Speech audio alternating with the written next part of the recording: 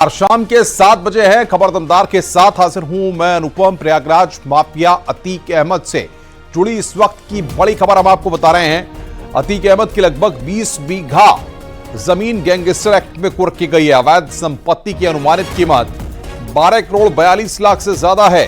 अतीक अहमद ने राजमिस्त्री हुबलाल के नाम से खरीदी थी संपत्ति। 14 अगस्त 2015 को कुल 16 संपत्तियां खरीदी गई थी। अतीक अहमद ने 14 लोगों को धमकाकर 16 संपत्तियां हुबलाल के नाम पर रजिस्ट्री कराई थी। अतीक अहमद और 4 अन्य के खिलाफ खुलदाबाद थाने में गैंगस्टर एक्ट का मुकदमा 2020 में दर्ज हुआ था। 20 बीघा जमीन को प्रशासन ने यहां पर कुर्क किया है। 12 करोड़ से ज्यादा की कीमत यहां पर बताई जा रही है।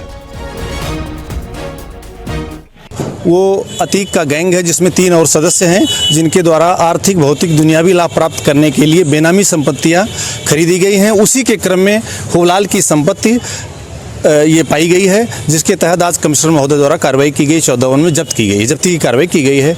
जहां तक आगे की कार्रवाई के बारे में है, उसमें 3 महीने का समय होता है। धारा 15 के तहत जो भी आदमी प्रत्यावेदन देना चाहे वो दे सकता है। उसके बाद नियमानुसार कार्रवाई आगे की जाएगी। आगे बढ़ते हैं। भदोई से बड़ी खबर है। पूर्व एमएलए विजय मिश्र को 15 साल की सजा हुई है। एमपी एमएलए कोर्ट ने सजा सुनाई है। साथ ही साथ जुर्माना भी लगाया गया है। गायिका रेप केस में विजय मिश्रा को सजा हुई है। 2020 में गायिका ने दर्ज कराया था केस। गायिका रेप केस में विजय मिश्र को सजा हुई है।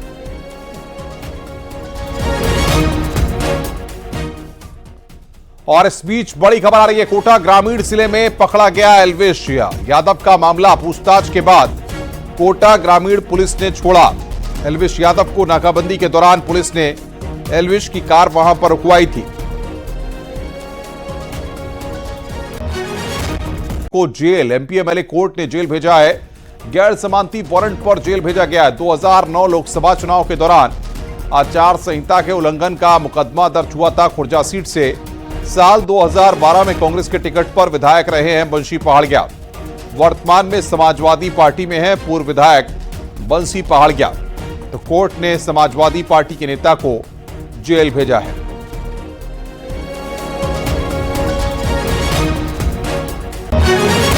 झांसी में महारानी लक्ष्मीबाई मेडिकल कॉलेज में बवाल के बाद बड़ी कार्रवाई की गई है। पैरामेडिकल के सैकड़ों छात्रों के बवाल के बाद मेडिकल कॉलेज प्रशासन ने कार्रवाई की है। प्रधानाचार्य के कार्यालय में तोड़फोड़ और मारपीट करने के आरोप में 3 मुकदमे दर्ज किए गए हैं। पुलिस ने 16 नामजद ट्रेनी डॉक्टरों समेत 100 से ज्यादा ट्रेनी नामजद डॉक्टरों के खिलाफ गंभीर धाराओं में मुकदमा दर्ज कर लिया है।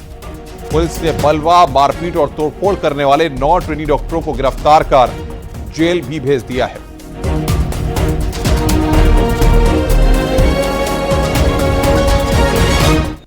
जो प्रिंसिपल का चैम्बर है उसके सामने तोड़फोड़ कर दी थी। हम लोगों को सूचना मिली थी, तत्काल मौके पर फोर्स पहुंची और उनको कब्जे में लेकर के वहां पे शांति व्यवस्था कायम की गई है।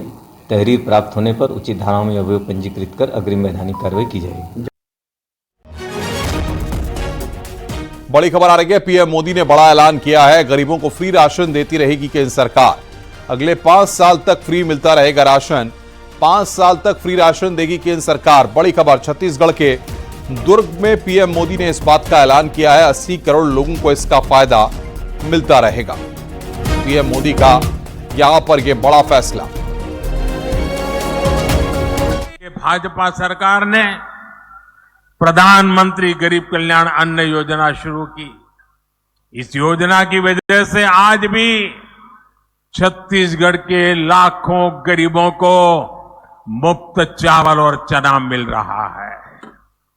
साथियों, प्रधानमंत्री गरीब कल्याण अन्न योजना सरकार के हिसाब से इस दिसंबर में पूरी हो रही है, लेकिन आपका ये बेटा जो गरीबी जी करके आया है, गरीबों के बीच से निकल करके आया है, ये आपका बेटा, आपका भाई, उसने एक और निश्चय कर लिया है।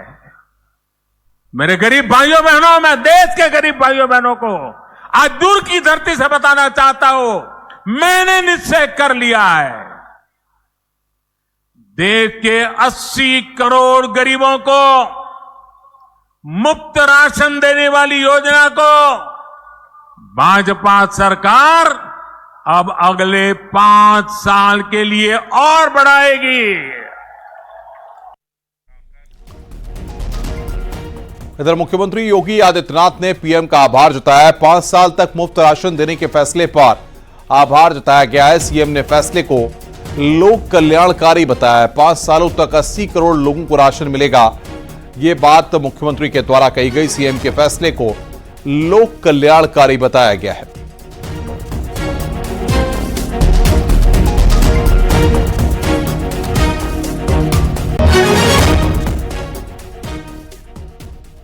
आगे बढ़ते हैं। बीजेपी अध्यक्ष जेपी नड्डा ने भी आभार जताया, पीएम का आभार जताया। पीएम ने अंत्योदय के हमारे मंत्र को चरितार्थ किया। पीएम ने 5 सालों के लिए योजना को बढ़ाने की घोषणा की है। गरीब कल्याण हमारी सरकार की सर्वोच्च प्राथमिकता है, ये बात जेपी नड्डा के द्वारा कही गई है।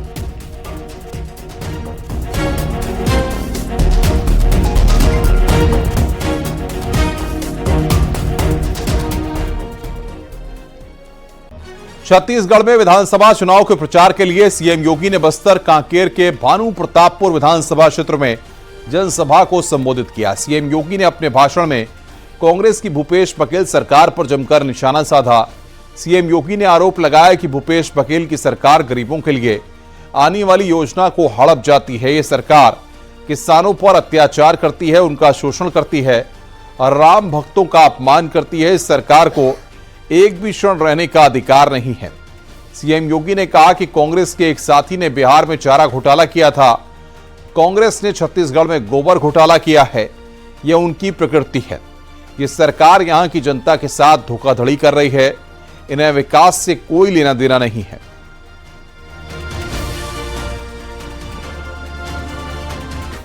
हम सब छत्तीसगढ़ वासी आज संकल्प लें कांग्रेस के भ्रष्टाचार को सदैव के लिए दफन करने का। ये सरकार जो झूठ बोलती है, ये सरकार जो गरीबों के लिए आने वाली योजना को हड़प जाती है, ये सरकार जो किसानों पर अत्याचार करती है, किसानों का शोषण करती है, राम भक्तों का अपमान करती है, इस सरकार को एक भी क्षण रहने का अधिकार नहीं है, एक भी क्षण रहने का अधिकार नहीं है। इन्हीं बेमानों गरीब भ्रष्टाचारियों के लिए हमने उत्तर प्रदेश में बुलडोजर तैयार करके रखा हुआ है। जो सरकारी पैसे को हड़पता है, अगले दिन बुलडोजर जाता है, पैसे भी वसूल करता है और भ्रष्टाचार की इमारत को ध्वस्त करके भी आ जाता है। माफिया जो पाले जाते हैं, इन लोगों के द्वारा उन्हीं माफियाओं को उनकी संपत्ति को जब्त करके गरीबों के लिए, आदिवासियों के लिए, वनवासियों के लिए, दलितों के लिए, वंचितों के लिए, उनके लिए आवास वहां पर बना करके अपने हाथों से जाकर के हम लोग उपलब्ध करवा देते। मुख्यमंत्री योगी आदित्यनाथ ने राजस्व मामलों में लापरवाह अफसरों पर कड़ा रुख अपनाया है। सीएम योगी ने 12 जिलों के डीएम से जवाब तलब किया है। राजस्व मामलों में लापरवाही करने वाले 5 तहसीलदारों को नोटिस जारी किया गया है और उनके खिलाफ प्रतिकूल प्रविष्टि की गई है। नामांतरण के मामलों के निपटारे में कोताही बरतने वाले दुद्दी, मिहीपुरवा, ओबरा, मेजा और रायबरेली के तहसीलदारों को प्रतिकूल प्रविष्टि दी गई है। वहीं राजस्व मामलों में खराब प्रदर्शन को लेकर रायबरेली, प्रतापगढ़, सोनभद्र, अयोध्या और संत रविदास नगर के डीएम से स्पष्टीकरण मांगा गया है। मामलों के निपटारे, बंटवारा के मामलों के निपटारे में खराब प्रदर्शन करने वाली तहसीलों के एसडीएम को चेतावनी जारी की गई है। पैमाइश में खराब प्रदर्शन करने वाले मेरठ, संत रविदास नगर, प्रयागराज, शाहजहांपुर और आगरा के जिलाधिकारियों से स्पष्टीकरण मांगा गया है।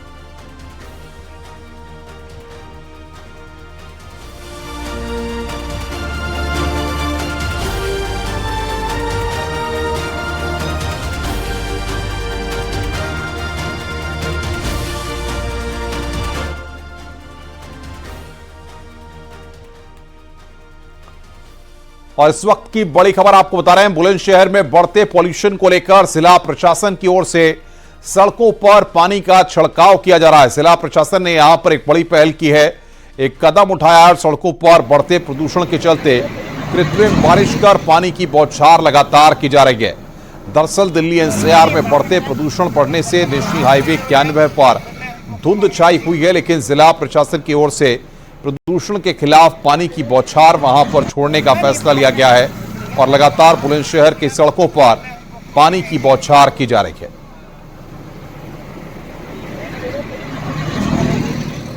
एनसीआर में एक्यूआई लगातार खतरे के निशान को पार करता नजर आ रहा है। आपको बता दें, जिस तरीके से बुलंदशहर एनसीआर का हिस्सा है तो यहाँ भी विजुअलिटी एकदम डाउन हो गई है और जो लोग हैं वो वाहनों की पार्किंग और लाइट का इस्तेमाल कर रहे हैं, साथ ही विजुअलिटी डाउन हो गई है। और ये कोई कोहरा नहीं है बल्कि एक पॉल्यूशन है। दिल्ली और राजस्थान हरियाणा के बेहद करीब होने की वजह से बुलंदशहर में लगातार पॉल्यूशन खतरे के निशान को पार कर गया है। कैमरामैन अमन के साथ प्रशांत कुमार, न्यूज़ 18 बुलंदशहर।